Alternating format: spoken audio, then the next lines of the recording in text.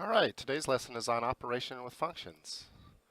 The first thing we're going to talk about is how to add and subtract functions. So here's the notation that you see here, and it's written two different ways. We can have f plus g of x, which does mean f of x plus g of x. We also can write it as f minus g of x, or f of x minus g of x. All right, so suppose we're given two functions here, f of x and g of x, and we want to find the addition of these two functions. All right, so this is nothing more than adding the two functions together. So here you can see that I have one function plus the other function, and then we simply combine like terms when we're adding polynomials. So in this case here, I'm going to go ahead and combine my like terms, which are the 4x and the 2x, and the negative 6 and the negative 2. And finally, we get the addition of these two functions is 2x squared plus 6x minus 8. The same is true for subtracting functions. The only difference here is that whatever you're subtracting, the function you're subtracting should be put in parentheses. Right? That's because we just don't want to subtract the 2x, right? We want to subtract the entire function. All right, so in this case, we're going to have to go ahead and distribute that minus sign. So from this step to this step, I distributed into negative 1, so we get minus 2x, and negative 1 times negative 2 is positive 2. And then now we simply combine like terms just like we did in the previous example. All right, so negative 6 and negative 2, positive 2, excuse me, 4x and minus 2x. So 4x minus 2x is 2x, and negative 6 plus 2 is minus 4. And then there are no like terms to go with the 2x squared, so we just brought down the 2x squared. All right, so go ahead and pause the video and let's practice adding these two functions together. All right, so adding these two functions together is really just as simple as combining like terms when we have polynomials.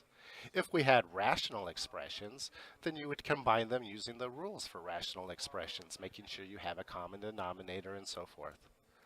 But in this case, we're simply combining two polynomials, and so we just end up adding like terms.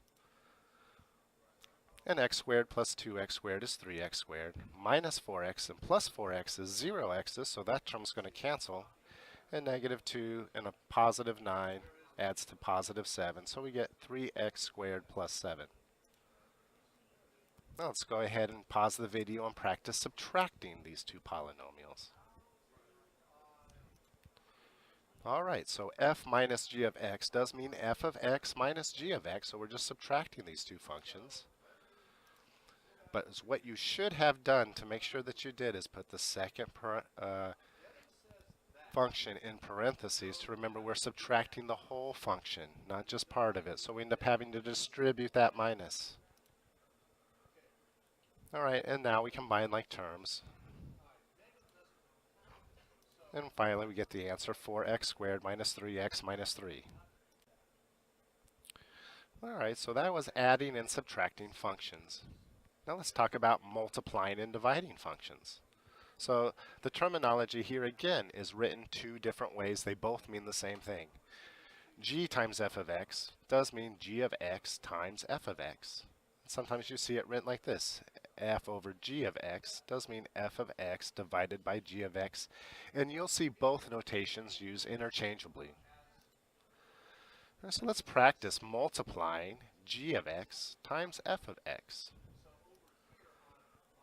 All right, so now when we're multiplying g of x times f of x, you could also multiply f of x times g of x, right? Because multiplication is commutative, meaning the order doesn't matter. In this case, I'm going to do it, though, exactly the way I see it. I'm going to multiply g of x times f of x. All right, so we have both of these in parentheses, and remember, we need to do that because we need to distribute, right? When we multiply polynomials, we use the distributive property. So just a modified version of FOIL, and everything basically gets times by everything, every term by every other term in the other set. All right. So the only thing you have to be careful here is that you combine, that you multiply correctly, that you're adding exponents. Yes, a 2x times a 2x squared is 4x to the third power. Right, we multiply the coefficients and add the exponents. 2x times 4x is 8x squared. Negative 2 times negative 6 is positive 12. Right, then we're going to get minus 2 times a negative 2x. Right, that's minus a 4x. That's right there, squared. Negative 2 times 4x is minus 8x. And then negative 2 times the negative 6 is positive 12. Then we simply combine our like terms, just like we did before, and we end up with our result here.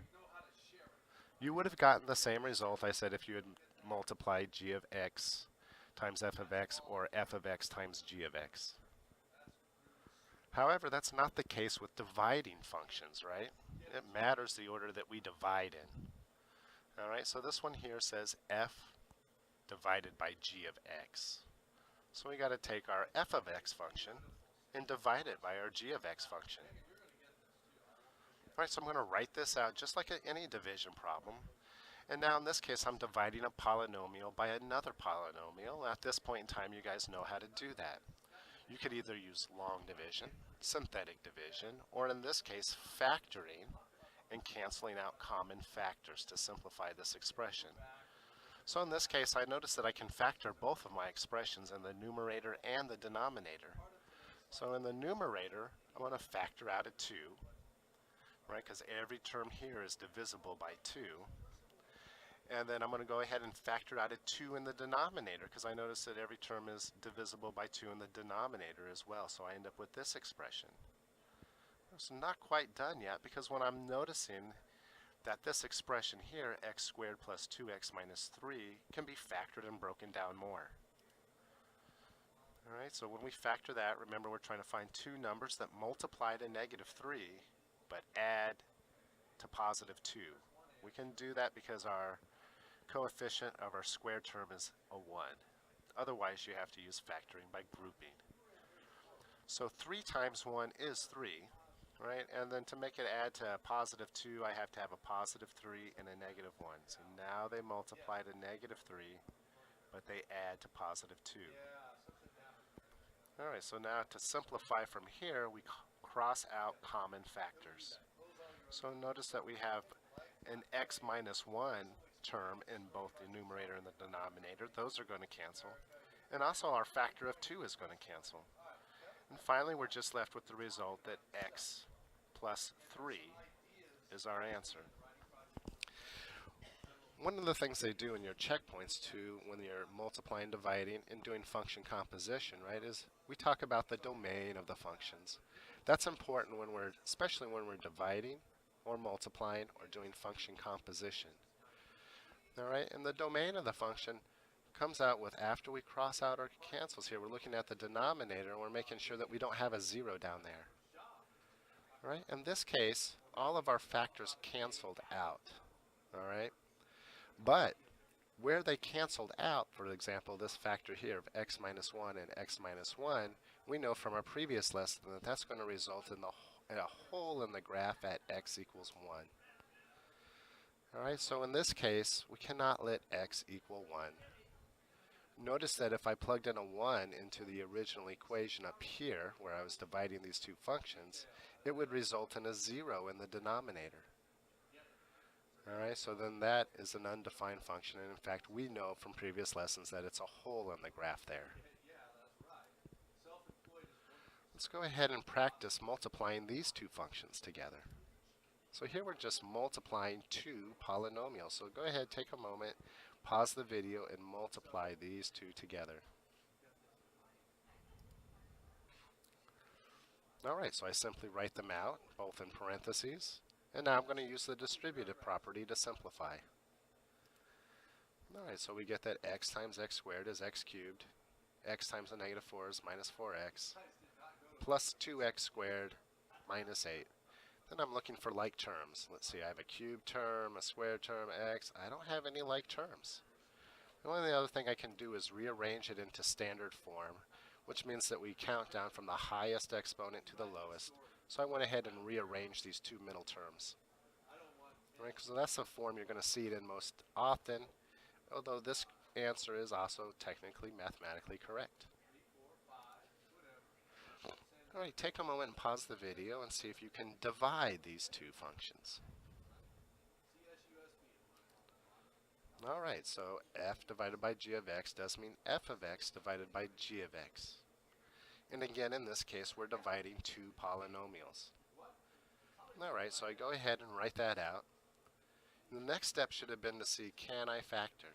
Right? Is there anything I can factor between the top and the bottom? Well, I'm looking at the denominator, and it's just x minus 12. Right? So that's as simple as that expression gets. There's nothing to factor out. The top expression here, I'm playing the factor game again. I'm trying to see if there's any numbers that can multiply to negative 48 but add to positive 8. So if you have to start making a list of all the factors of 48, you go ahead. So the way I like to do it is I'll start listing, 1 and 48. Okay, well that's not going to work because I can either make a 49 positive or negative or a 47 positive or negative. Right, if I add or subtract them. All right, well how about 2 and 24? All right, so 2 times 24 does equal 48. Let's see, if I add those two numbers together, I can get 26. So I know I can make a plus or minus 26 if I needed to. Right? Or if I subtract them, I could make a plus or minus 22. Well, we need 8, so we're not there yet. 3 will go into 48 16 times. And again, 3 plus 16, 19. Nope. Minus them, I would get 13, plus or minus 13. Still not there. I'm going to try 4. 4 goes into 48 12 times. And if I add 4 and 12, I know that I can make a plus or minus 16 if I needed to. And if I subtract 12 and 4, I know that I can make a plus or minus 8 if I needed to. Oh, well, that's what we need here. We need a negative 8. All right, so now I just go ahead and play with the signs of each of these numbers so that when I add them, I get a negative 8. That means the larger one here is going to have to be negative. So I know my two factors here are going to be 4 and negative 12, so I can go ahead and factor the top now is x minus 12, x plus 4. And luckily for us, we have common factors in the numerator and the denominator that we can cancel. So the x minus 12 will cancel in both the numerator and the denominator, giving us our final answer of x plus 4. Again, if I were to talk about what the domain of this function is, right, I have to look back at our original problem here and notice that if I plug in a 12 in the denominator here, it would result in a 0. All right, and in fact, we know from a previous lesson, right, that even though this factor canceled out in the numerator and the denominator, right, another name for that is removable discontinuity, right, it results in a hole in the graph at 12. So there is no value, there is no output when x is equal to 12. There's a hole in the graph there. So in this case, we can state that the domain, and this is one way to write it in set notation, is the domain is equal to the set, and this is how we read it, of all x. This line here we read as such that. Such that. So this is saying the domain is the set of all x values such that x does not equal, in this case, 12. And then we close our curly Q brackets to indicate the set. Alright, so that's how we write the domain in set notation, and that is what you see on your checkpoints and in your test. Last thing we need to talk about is function composition. Alright, so when we compose two functions, we're basically taking one function and inserting it into the other function. The way I like to think about it is, I don't know if you guys have ever seen pastry chefs, right? They have that little baguette of the piping where they pipe out the frosting onto their cakes. You seen that?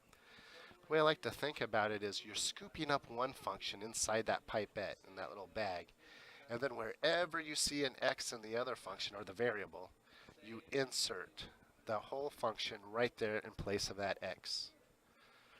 So to be more specific mathematically, is what we're doing is one function takes the input, takes some input, some x value here, right?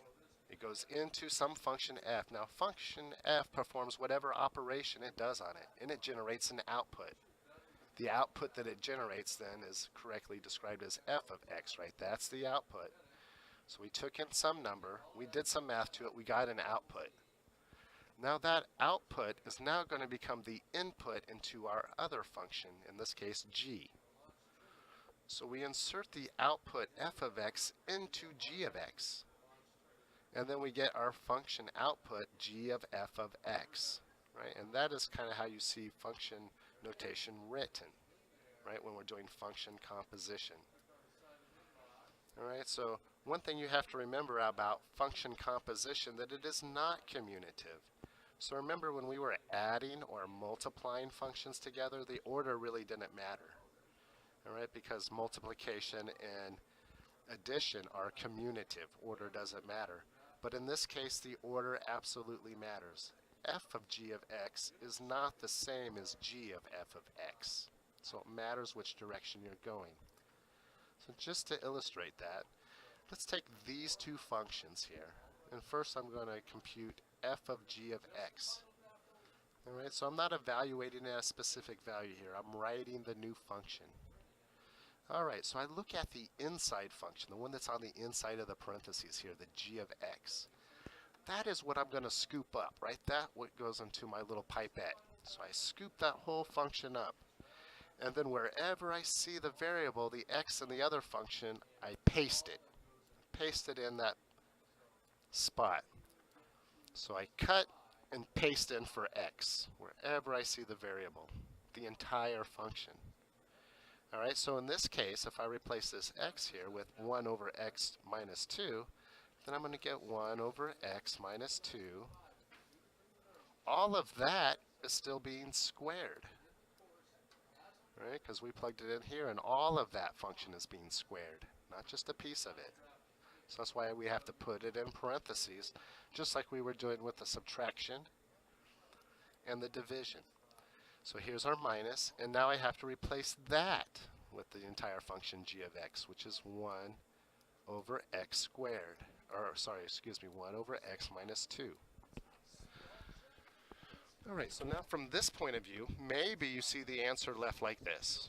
All right, so maybe you do, but it can also be simplified further. So a lot of times you'll see in your checkpoints and your exams that you won't see that answer there. If they can simplify it further using the rules in this case for subtracting rational expressions, then they go ahead and do that. All right, so in order to do that, right, I have to have a common denominator. So if I go ahead and I simplify this out, let's go ahead and square this first term. I could apply the square to both the numerator and the denominator. And 1 squared, right, is just 1. And on the bottom, I would have the quantity x minus 2 squared. And yes, we could go about foiling that out and getting that polynomial, but in this case, I'm going to leave it written as a squared binomial, and I'll show you why in a second. And then we're going to subtract that from 1 minus x minus 2. All right, so we're going to go into a little bit of a review here of how to add and subtract rational expressions. All right, in order to add or subtract rational expressions, it's just another way of adding or subtracting fractions. The same rules apply. We need to have a common denominator. And over here I have an x minus 2 and another x minus 2, right? That's what x minus 2 squared means. So let's go ahead and write that out. 1 squared is 1. X minus 2 squared, instead of writing, remember, I'm not going to FOIL it. You know, it's more to my advantage to keep it factored in this case. And then I notice that over here I just have 1 over x minus 2. Sorry, this is x minus 2, not x minus 21. And now the analogy that I like to use when adding or subtracting rational expressions is keeping up with the Kardashians. Right? It used to be keeping up with the Joneses, now it's keeping up with the Kardashians. So here's these two neighbors here, and they both want what the other one has. All right, so this guy over here is happy because he's looking over at his neighbor and he sees, well, he's just got an x minus 2. I have an x minus 2. But this guy over here is looking over at his neighbor and he's noticing, well, he has 2 x minus 2s. I only have 1. Well, I want an x minus 2 as well. All right, so we need to give this neighbor another factor of x minus 2 in the denominator. But remember, I can't just put in x minus 2 in the denominator here and multiply it without multiplying the numerator by the same factor to keep an equivalent fraction. You know, that's like taking the fraction 2/5 and multiplying the top and bottom by the same number to get another equivalent fraction. Like I could pick 3 as long as I do it to both top and bottom, right, to get another equivalent fraction. And so that's what we did here. So we really are just getting an equivalent fraction so that we have a common denominator so that I can go ahead and add and subtract these two expressions. All right, so now they're happy. They both have the same denominator. We have a common denominator.